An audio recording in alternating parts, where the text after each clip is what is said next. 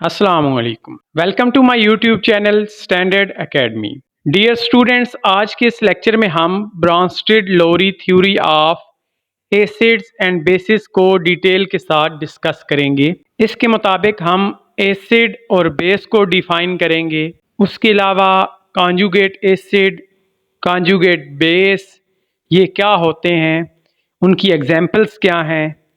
उसके अलावा amphoteric compounds कौन से होते हैं, उनकी एग्जांपल्स कौन कौन सी हो सकती हैं। इसके साथ साथ ब्रॉन्स्टेड-लोरी थ्योरी की लिमिटेशंस को भी इसी लेक्चर के अंदर डिस्कस किया जाएगा with the help of examples. तो स्टूडेंट्स, स्टार्ट करते हैं अपने आज के लेक्चर को। सबसे पहले ये कॉन्सेप्ट 1923 में एक डैनिश केमिस्ट ब्रॉन्स्टेड और इंग्लिश केमिस्ट लोरी ने सेम टाइम पर पेश किया था। दोनों साइंटिस्ट ने अलग अलग जगह पर अपनी अपनी राय का इजहार किया था और ये कॉन्सेप्ट पेश किया। दोनों साइंटिस्ट की जो एसिड और बेस को एक्सप्लेन करने की बुनियाद थी वो प्रोटॉन ट्रांसफर था। अब इनके अकॉर्डिंग एसिड की डेफिनेशन कुछ यूं है: a substance that can donate a proton to another substance is called an acid। Acid ऐसा सब्सटेंस है जो अपना प्रोटॉन किसी दूसरे सब्सटेंस को डोनेट कर देता है। अब हम इसकी एग्जांपल को देख लेते हैं। हमारे पास हाइड्रोक्लोरिक एसिड और अमोनिया आपस में रिएक्ट कर रहे हैं। तो रिएक्ट करने के बाद हमारे पास NH4+ जिसको हम अमोनियम आयन कहते हैं वो बनेगा। उसके साथ साथ Cl- जिसको हम क्लोराइड आयन कहते हैं। तो इस एग्जाम्पल में हमारे पास हाइड्रोक्लोरिक एसिड HCl अपना प्रोटॉन H+ डोनेट कर दिया है अमोनिया को, तो इसलिए HCl को हम एसिड के तौर पे कंसिडर करेंगे अकॉर्डिंग टू ब्रॉन्स्टेड-लोरी कॉन्सेप्ट। अब हम इस थ्योरी के अकॉर्डिंग बेस को डिफाइन कर लेते हैं: a substance that can accept a proton from another substance, यानी वो कोई भी सब्सटेंस जो किसी दूसरे सब्सटेंस से H+ आयन यानी प्रोटॉन एक्सेप्ट कर लेगा, उससे गेन कर लेगा, वो बेस कहलाएगी। अब हम इसकी भी एग्जांपल को देख लेते हैं। HCl प्लस NH3 ये आपस में रिएक्ट करते हैं और मिलकर अमोनियम आयन और क्लोराइड आयन बना देते हैं।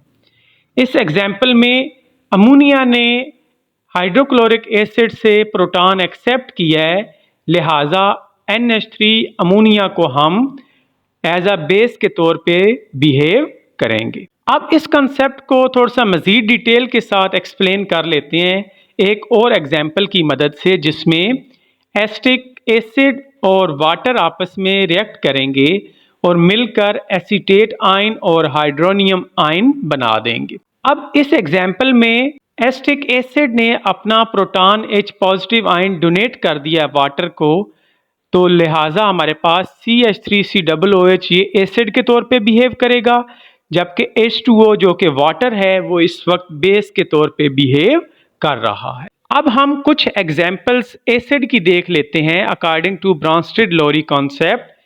HCl hydrochloric acid, HNO3 nitric acid, H2SO4 sulphuric acid, CH3COOH acetic acid. तो ये चंद एक एग्जांपल्स मैंने आपको दी हैं एसिड की। अब हम बेसिस की कुछ एग्जांपल्स देख लेते हैं।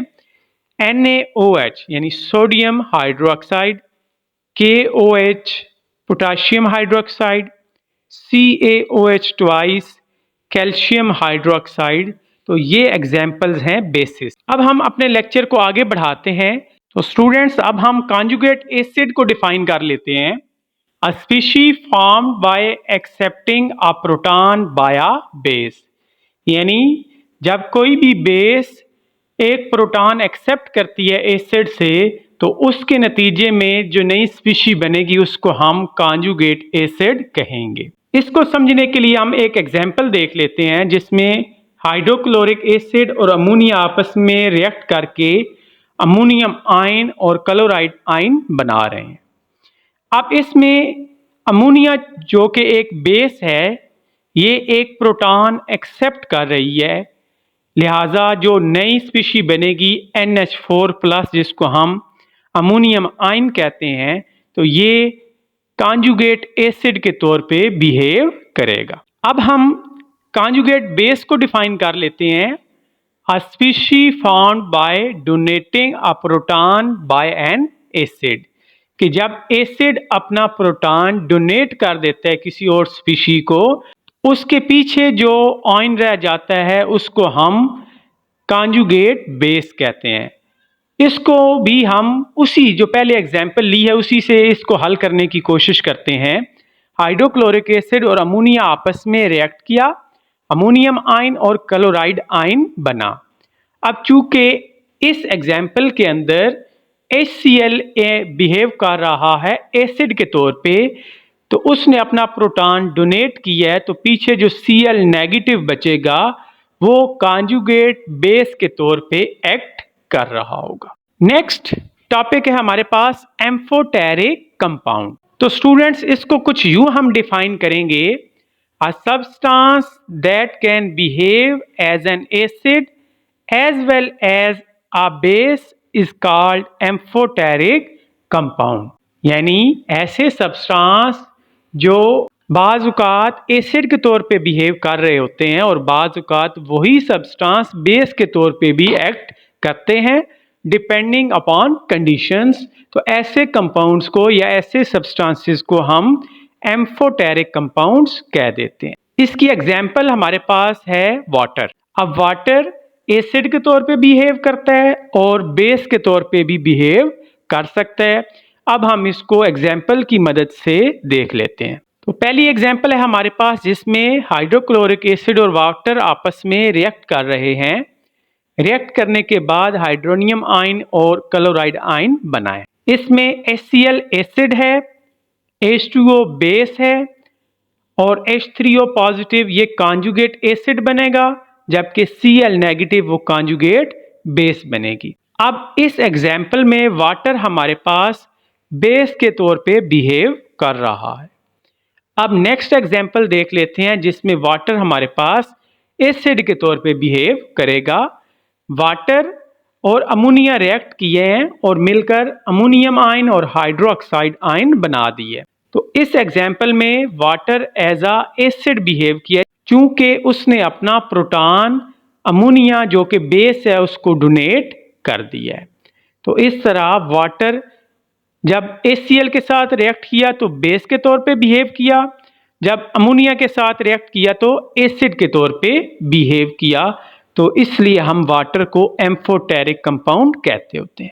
तो अब अपने लेक्चर को समराइज करते हैं। Acid can donate a proton and base can accept a proton.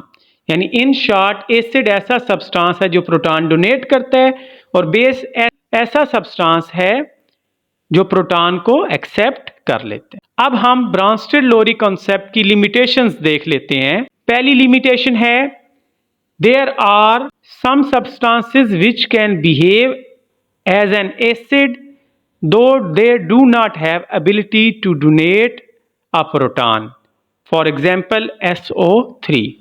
यानी हमारे पास कुछ ऐसे सब्सटेंसेस मौजूद हैं जो एसिड के तौर पे बिहेव करते हैं लेकिन उनमें प्रोटॉन डोनेट करने की एबिलिटी मौजूद नहीं होती, जिसकी एग्जाम्पल सल्फर ट्राइऑक्साइड SO3 है।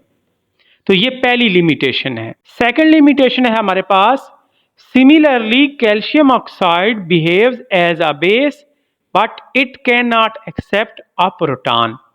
यानी कैल्शियम ऑक्साइड बेस के तौर पे एक्ट करती है जबकि इसके अंदर प्रोटॉन एक्सेप्ट करने की एबिलिटी मौजूद नहीं है। तो ये मेजर 2 लिमिटेशंस हैं लोरी ब्रॉन्स्टेड कॉन्सेप्ट की। तो मैं उम्मीद करता हूं कि आपको आज का लेक्चर अच्छे से समझ आ गया होगा। अगर आपको आज का लेक्चर पसंद आया है तो वीडियो को लाइक कर दें और चैनल को सब्सक्राइब कर दें।